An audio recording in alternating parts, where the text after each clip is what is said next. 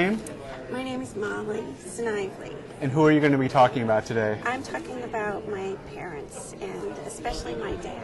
Okay, and go ahead and show us the photo. This is a photograph of both of my parents, and all these other women are the wives of friends of theirs who were in various places around the world because of the war. And my father stayed here in Columbus.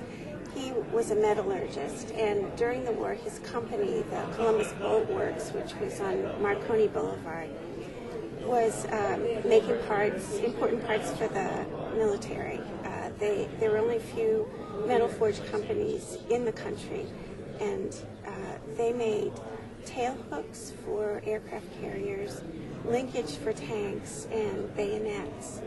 And I remember my mother telling me that at the end of the day, they would gather up the parts that they made and take them right to the airport and ship them off. They'd watch the airplane take off with them, and that felt like a pretty good day's work.